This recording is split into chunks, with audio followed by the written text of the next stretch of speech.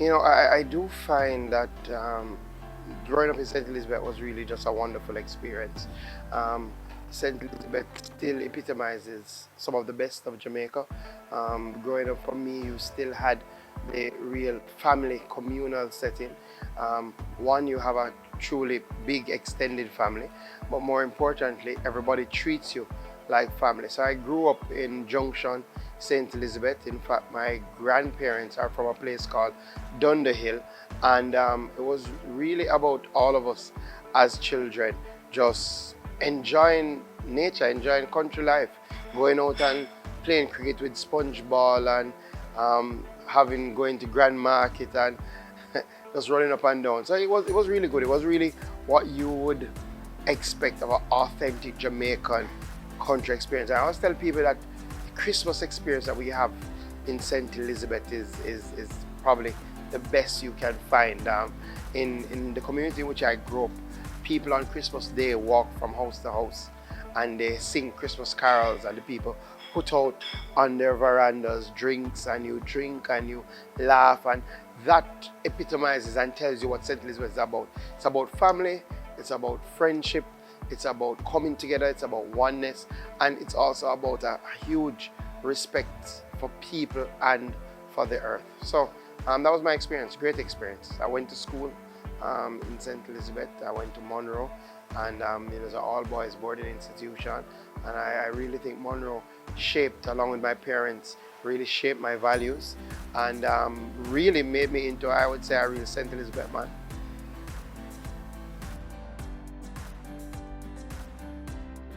Um, well, so we used to, for Christmas, when we became teenagers, we used to all come together and we used to go up to Mandeville for um, Grand Market, Christmas Eve. And for me, that van back ride, we used to ride in the back of our own back van. When the cold hit and we had to all huddle up just to survive, that for me, it was one of the very fun memories. Church, I was very big in the church, and youth fellowship, and our first Christmas play when we were the three wise men, and we had to sing. That was a fun memory. And we formed a youth group and we kept an actual drama skit, and we had a little cinema. And that for me was another fun memory. So there are a number. I think just growing up, we really had a lot of good times, especially just being out and around your friends and family. So, in my household, we never spoke politics. My father traditionally supported the People's National Party. My mother supported the Jamaica Labour Party. So they just went out to vote when it was election time.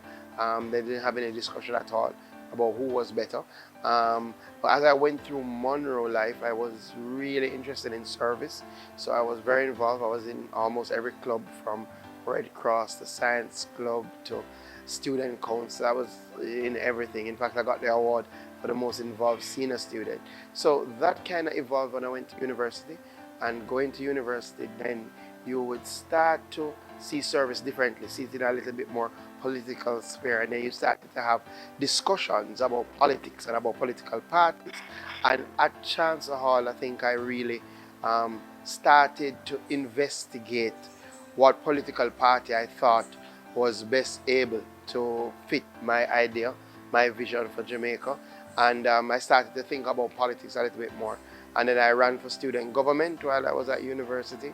And that kind of transitioned me from just being somebody who does service to a little bit more politics. But in fact, when I had finished university, I was uninterested in politics. I thought politics was a very dark, corrupt place, and it's not something I would associate with. And I said I want to get involved in politics. So early when I started involvement, I actually formed an NGO, a group of us, formed the Jamaica Association of Young Professionals, because we were kind of adamant that we're not going to politics, but we're going to find a way to really still make our mark. Yeah, so I think once I decided to get in politics, then I thought about what route would best suit me.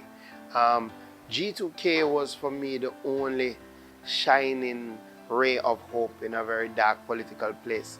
So when G2K came about was when I started my university life. And I like the fact that G2K, from their motto, they said they were more than just politics. So they were talking about solutions, how can we do things differently. They were doing a lot more outreach than what you would regularly see from just politicians going out and getting votes. So I like G2K. I actually joined the first chapter that was at the University of the West Indies. And then I went away to study. I came back. So when I decided I wanted to get involved in politics, my thought process was go to G2K and enter G2K. I wanted to become president, so started to work with the various chapters and became president. And that was a most fulfilling experience. It was a tough time for the Labour Party and for G2K because we were in opposition. We had just lost badly.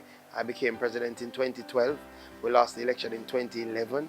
At that time, a lot of people didn't want to help the Labour Party because a lot of donors, a lot of people who supported the Labour Party felt that we threw away the election, having been in opposition for so long, got an opportunity and we never utilized it to really cement ourselves. So it was a tough time, but it was an exciting time. It was a really great time to find people who were genuine about service because you never had any glitz and glamour. So we went on a massive drive to get our chapters back up. In fact, that period of time we launched the most chapters ever for G2K, and we got chapters at CMU, we got chapters in St. Anne, in St. Catherine, we got chapters at UTech, and we really just moved, and it was good because I was able to form a good group of friends, a great network of people who I genuinely believe are committed to serving Jamaica. And I guess the best part is looking at it now and seeing some of those people who joined during that time and who served with you. They have also transitioned and they're now members of parliament and they're now ministers of government and they're now serving their country at the highest level. So it's great to see that you can really get involved in a youth-led organization and create so much impact that you can transition to be elected representative. That was overwhelming. It's one of those experiences that you don't know. It's hard to describe the feeling because it's a mix of sheer joy and happiness plus utter relief that all that you have done was not for naught, plus tiredness, just extreme tiredness because, I guess the adrenaline keeps you going. The Prime Minister decides who are the ministers and what portfolio you serve in. My first time, when I won my first election, the Prime Minister did appoint me as State Minister in charge of youth. And I really appreciated my time at youth. I was very excited to serve the youth of Jamaica, especially considering that at the time I was the youngest member of government. So that for me was a great opportunity. Plus, as G2K president, you spend a lot of time talking about what you want to see happen for youth. So now you were really given a chance to move that forward. And then I got a chance to work with children. Our child care protection system, it does have so many challenges, but it provides so much opportunity and so much chance for fulfillment. And when you see you're able to transform the life of a child who has been abused, who thought about taking their own life, who comes into your system and then is doing better and makes it to university and now it's out and is able to contribute in a very real way, that gives you a real sense of joy. So I did enjoy that, and then the Prime Minister transitioned me and he placed me at Industry, Commerce, Agriculture and Fisheries as State Minister to focus on industry and commerce. And again, I really had a good time. I got a chance to look at the business side of Jamaica, or manufacturers, to see what is happening there. Also to see what can we do to remove the barriers in relation to trade, the barriers in relation to small business. I spent a lot of time looking at our micro business sector and how can we unleash that potential. And I enjoy that because microbusiness is the heartbeat of Jamaica. And now I've been given the Ministry of Agriculture and Fisheries, and I do believe, especially based on my experience in my other two portfolios and based on my experience in the constituency, the reality is that St. Elizabeth Southwest is definitely the biggest farming and fishing constituency that you can find, full stop. We have one, the most registered farmers as a constituency, and two, we have the most registered fishers as a constituency. So I think it is ideal, and I think the Prime Minister appreciated that my time as MP would have given me a real first-hand knowledge of the underground challenges that our farmers and our fishers face, and being given that opportunity to fulfill to deal with those challenges, come up with solutions, and fulfill the promises that our farmers and fishers have had made to them over the many years. For me, it is a most humbling and wonderful opportunity. So you don't know, so I don't set my mind to what the Prime Minister is going to assign. And if he had assigned me anywhere else, I would have put in the same energy as I do now. But I must say I'm very, very happy to be the Minister of Agriculture and also to be the youngest Minister of Agriculture. So it does put a lot more responsibility on you, but it's a great opportunity. Done a lot of studies, we've done a lot of research. We do know what needs to be done in agriculture. Where Jamaica falls short, not just in agriculture but in general, is action. We're very good at talking. We're very good at really outlining the problems, but we have been less effective at fixing those problems and coming up with solutions in a short space of time that can move the sector forward. And that is my mission. My mission is really to transform agriculture and fisheries to make it a much more modern endeavor that is research-based and that is sustainable, to have it become a field of choice for young people, for women, for everybody. We want more people choosing to go into agriculture and fisheries, choosing to invest in the business of farming or going out to the sea. We don't want it to be a backup. We don't want it to be a secondary profession. We don't want it to be something you do because you don't have anything else to do. We want to see more people saying, I want to go into farming, or I want to go into the associated professions that support agriculture, like being a livestock officer, or being a vet, or being an IT technician that looks at precision agriculture. So I believe I have been given this great task and mandate to really transform the agricultural space and to make it into a much more modern, viable space, and to deal with some of the long-standing challenges. And there are a lot, and we can go through some of them, but part of the thing has to be that these issues that we've been talking for the last 60 years, 70 years, we have to get them dealt with now. Tremendous. You see, the fact that St. Elizabeth has done so well in relation to agricultural production, there are still significant agro-processing opportunities in St. Elizabeth. I believe that any business person who would look to invest in the value chain of some of our primary products, whether it be melon, cantaloupe, whether it be our spices, if you were to take that and to transform that into other products and into sauces and condiments and things that the world are clamoring for, then I believe they will get significant returns. And we've seen this work. We've seen Grace Kennedy come here and set up their pepper mash factory, and now they have to be looking to expand just to supply not only the local demand but the international demand. I think one of the good things is that the world clamors for Jamaican agricultural produce because our flavor profile is among the best in the world. Whether that is our Scotch bonnet pepper, or that is our melon, or that is our cantaloupe. There's something about our climate, there's something about our soil, and our farmers and our fisher folk that really bring forward the best. So I do believe there's significant value in agro-processing, and not just on the farming side, also on the fisheries side, right? More and more we're seeing opportunities in the export market for lobster, conch. We are going to be looking at new things to exploit from the sea in relation to species such as sea cucumber. We're going to be looking to that as a new fisheries. And again, we do have one of the most amazing shelves of St. Elizabeth, which is a Pigeon Bank that does supply the vast majority of our fish and our seafood. So again, there's great opportunity for processing in relation to our fisheries sector. There are also opportunities, I would say, for mariculture, which is really using the sea to grow food. We believe that people could do great investments in things like oyster production, sea moss production. I think that would do very, very well in our seas, and we believe that's a great opportunity. There are also tremendous opportunities in tourism.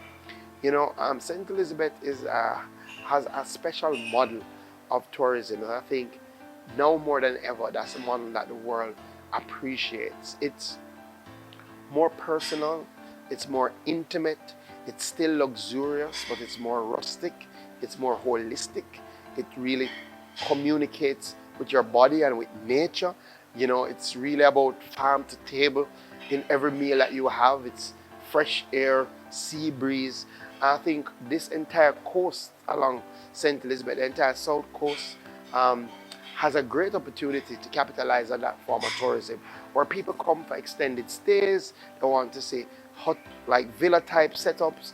They want to get to know the people. They want to know where their food is coming from. So I think Treasure Beach has set the model, and we need to expand it into other parts of St. Elizabeth like Parity and Black River. Plus, we have great tourist locations and a wonderful history. So when you think about Wyeth Falls, you think about the Black River Safari, you think about Floyd Pelican Bar, when you think about Lover's Leap, all of them great tourist destinations. Appleton Rum Tour, right? Great stories that connect you with the history of Jamaica.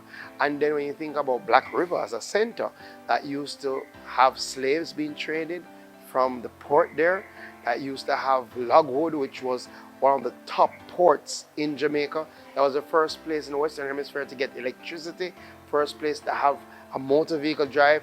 I think when you put all of this together, St. Elizabeth just presents, our Maroons. St. Elizabeth just presents our most authentic location that people can visit. So I think tourism, agro-processing, and also mining are still great opportunities. Part of what we're trying to do is to ensure that we have extended capacity in terms of training for our young people. We can't just talk about that we want this value chain development. We have to train the people in agriculture to look at agriculture through that value chain development lens. So part of what we're doing is through NACALVA, which is one of our training institutions for agriculture.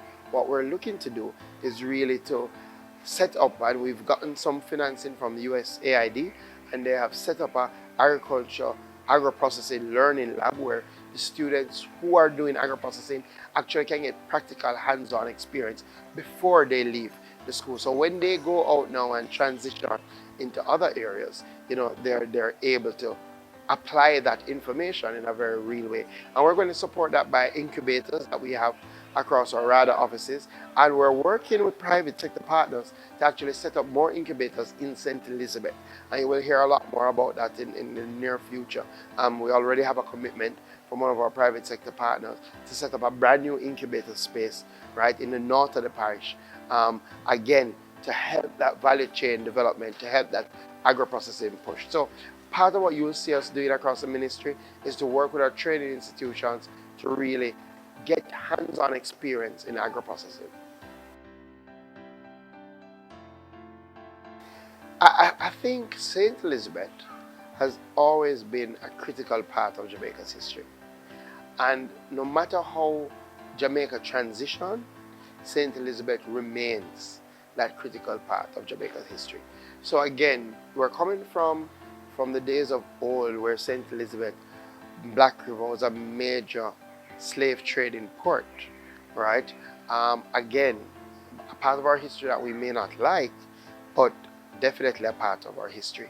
And through that experience, there is a story of the Zong massacre with a ship called the Zong, where the seafarers who were slave traders threw slaves overboard in an attempt to claim the insurance and to lessen their load and lessen disease spread.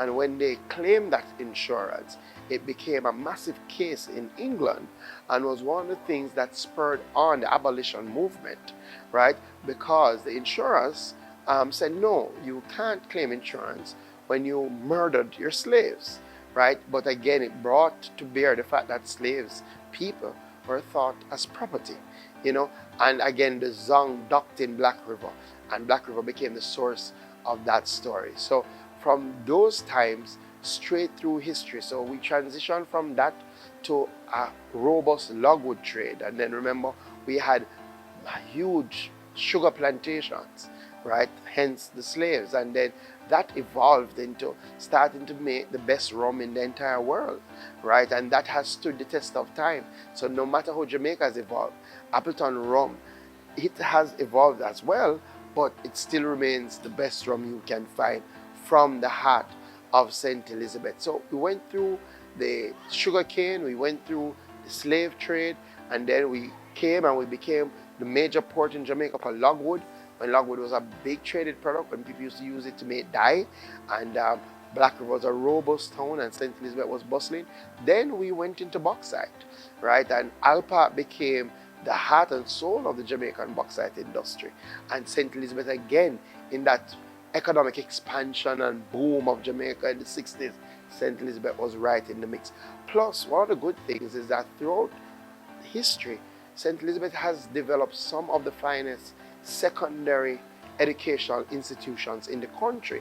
And again, that has stood the test of time. So you're talking from Monroe and Hampton that were around from the 1800s to St. Elizabeth Technical High School, Black River High School, BB Comprehensive High, Lacovia. All of those schools have really made St. Elizabeth into a parish that is known for the high quality of education. So we would have transitioned through the 80s, and now what you see is a modernization right across the country. But St. Elizabeth towns that used to be sleepy towns are now bustling. So Santa Cruz is at the heart of a bustling, robust commerce activity. Junction is probably the fastest growing town in Jamaica, and that's happening. And then you see transition. So you see Treasure Beach, which if you were to come here 30, 40 years ago, it would be a sleepy fishing village, now being transformed into the mecca of community tourism for the region. So you see the villas, you come here, you see a well-trained tourism staff and people who are willing here to serve, and you see our development of the tourism attractions. So no matter what, St. Elizabeth remains at the heart of Jamaica. And we transitioned to become the breadbasket of the country. And the farmers in St. Elizabeth genuinely believe it's their responsibility to feed Jamaica. So no matter what happens, St. Elizabeth will be at the heart of what happens in Jamaica. Yeah, so we've done a lot of work on our infrastructure. There's a lot more to be done.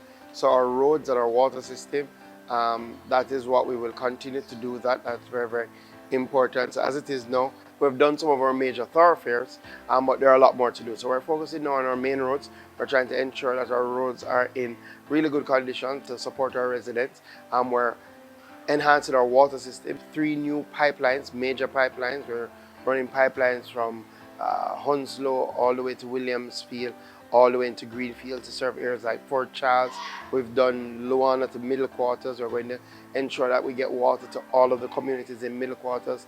And we're also doing Black River, Sandy Ground to Black River to ensure that we have a better water supply in the Black River area and in Parity. And we're going to ensure that areas that don't have water now, that we get water to them. That's very, very important. We're going to be working on our irrigation water. We find that's very important to get water to our farmers. As you see, we're going to strengthen the National Irrigation Commission. We're going to strengthen the National Irrigation Commission to ensure that they have the trucks and the resources to go out to bring water to our farmers. But the big plan is for what we call the Pedro Plains Irrigation Scheme, which is where we're looking to take water from the Black River to irrigate the entire plains of Pedro. Bring irrigated water to all our farmers from Parity all the way into Flagaman, all the way to Top Hill. Major project would cost us about a little less than 200 million United States dollars.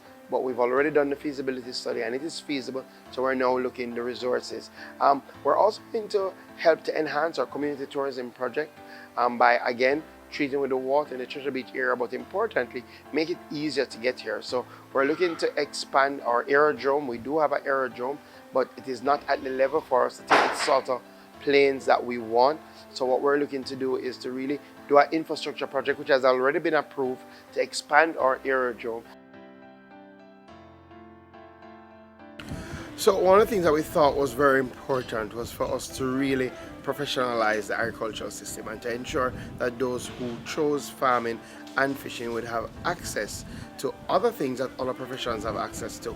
A lot of the farmers and fisher folk, especially those across my constituency, normally talk to me about the challenges they face having to access insurance. They can't get health insurance, they can't get life insurance, and as such, when they face critical illness or when they pass, it's such a tremendous burden on their families. And as Member of Parliament, I saw that firsthand.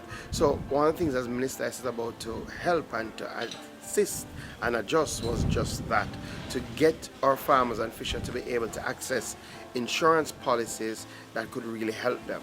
And I'm very happy that 2 companies have come on board. So Sagicor, they have launched their AgriCare program that provides health insurance, life insurance, critical illness and personal injury coverage to farmers and fishermen. And also Guardian Life has launched their farmer plan that also provides personal accident, critical illness, health and life insurance to our farmers and fishermen. And we've been able to get these at really beneficial and preferential rates. I mean, you can get life insurance up to the tune of $1.5 million for less than $400 a month.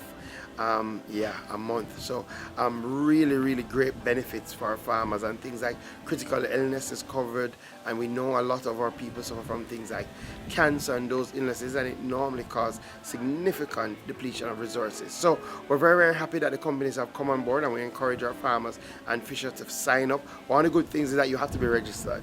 So you have to be a registered farmer, you have to be a registered fisher if you are to access the program. So it's the first program that really treats our food heroes separately, differently, and gives them added benefit. Additionally, it's now a good time to be the spouse of a farmer or a fisher folk, or the child of a farmer or a fisher folk, because they are also covered under the life, health and critical illness scheme. So I would encourage everybody to sign up now.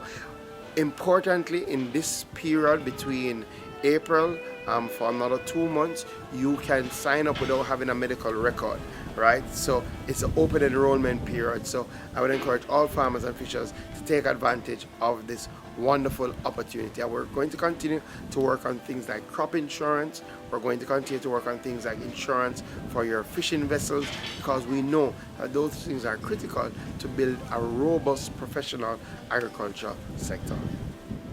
So, we are still in the height of a pandemic, and we need everybody to ensure that they're still practicing the protocols. Please wear your mask, please wash your hands, sanitize, and social distance. We have seen right here in St. Elizabeth how COVID has really impacted our families, our friends, and our economy. We have really gone through a very difficult time, and the only way we can get back to normalcy is if we practice the protocols and if we vaccinate. So I'm encouraging everybody, go out and get your COVID-19 vaccine. Let us get back to normal. Let us get back to moving St. Elizabeth forward.